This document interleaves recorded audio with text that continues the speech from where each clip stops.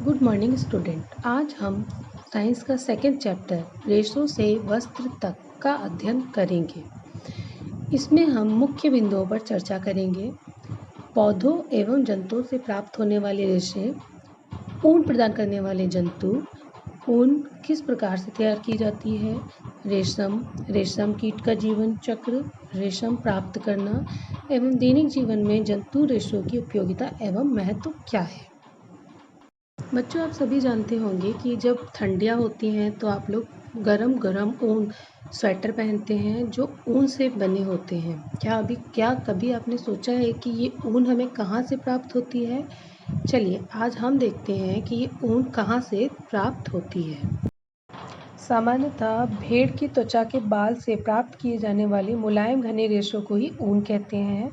हालांकि कुछ अन्य जंतु भी हैं जैसे कि याक, ऊंट, बकरी, इनके बालों से भी हम ऊन बनाते हैं।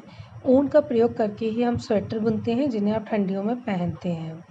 इसके अलावा जम्मू कश्मीर में अंगोरा बकरी से अंगोरा ऊन, और आपने सुना होगा कि पश्मीना की शॉलें वो कश्मीरी बकरी से ही मिलती हैं। कुछ रेशे हमें पौधों से तो कुछ जंतुओं से प्राप्त होते हैं। जो रेशे पौधों से प्राप्त होते हैं उन्हें पादप रेशे, और जो जंतुओं से प्राप्त होते हैं उन्हें जांतव रेशे कहा जाता है। पौधों से प्राप्त होने वाले रेशे जैसे कि कपास के पौधे से मिलता है पटसन या सनई के पौधों के तनों से जूट के रेशे प्राप्त किए जाते हैं। कपास के रेशों का उपयोग हम कागज, सूती वस्त्र, चादर, पर्दे आदि बनाने में। Good morning student. जैसा कि आप सभी जानते हैं, कल हमने अध्ययन किया था विभिन्न प्रकार के रेशे। रेशे दो प्रकार के होते हैं, पादप रेशे और जांतव रेशे। पादप रेशे जो पादप से प्राप्त होते हैं तथा जांतव रेशे जो विभिन्न जंतुओं से प्राप्त होते हैं। आज हम भेड़ के रेशों को ऊन में संसाधित करने के विभिन्न चरणों का अध्ययन करेंगे, जिसमें प्रथम चरण है भेड़ों के बालों की कटाई। जब पाली गई भेड़ के शरीर पर बालों की घनी वृद्धि हो जाती है तो उनके बालों को शरीर से उतार लिया जाता है विभिन्न प्रकार की मशीनों का प्रयोग करके। इसी को ऊन के रेशों की कटाई कहते हैं। भेड़ के बाल उतारने के लिए हम गर्मी का मौसम का चुनाव करते हैं ताकि भेड़ों को इस मौसम में बालदार त्वचा वाले सुरक्षात्मक आवरण के ना रहने पर कोई कठिनाई ना हो।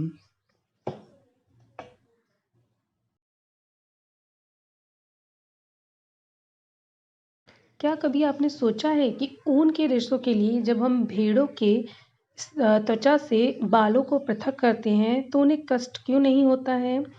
इसका कारण यह है कि त्वचा की सबसे ऊपरी वाली परत मृत कोशिकाओं की बनी होती है। साथ ही भेड़ के बाल फिर से उगाते हैं। भेड़ों के बालों की कटाई के बाद में सेकेंड स्टेप आता है अभिमार्जन। कटाई के बाद रेशों को पानी की टंकियों में डालकर अच्छी तरह से धोया जाता है, जिससे उसकी सभी चिकनाई, धूल, गर्द निकल जाए। यह क्रिया ही अभिमार्जन कहलाती है। आजकल इस क्रिया के लिए विभिन्न प्रकार की मशीनों का भी प्रयोग किया जाता है, जिससे आसानी से ये चरण संपन्न हो सके। भेड़ के रेशों को ऊन में संसाधित करने के विभिन्न चरण में तीसरा चरण है छटाई। छटाई में हम अभिमार्जन के बाद जो रेशे मिलते हैं उनको अलग अलग करते हैं। विभिन्न लंबाई, चिकनाई तथा हल्केपन के आधार पर इनको अलग अलग कर देते हैं। इसको या तो हम हाथों का प्रयोग करके कर सकते हैं या आजकल विभिन्न प्रकार की मशीनें भी हैं जिसके आधार पर हम छटाई कर सकते हैं। चौथा चरण है कताई। अभिमार्जन से प्राप्त रेशों को सुखा लिया जाता है। इस प्रकार प्राप्त छोटे छोटे व कोमल फूले हुए रेशों को ऊन के धागों के रूप में कताई की जाती है, जिस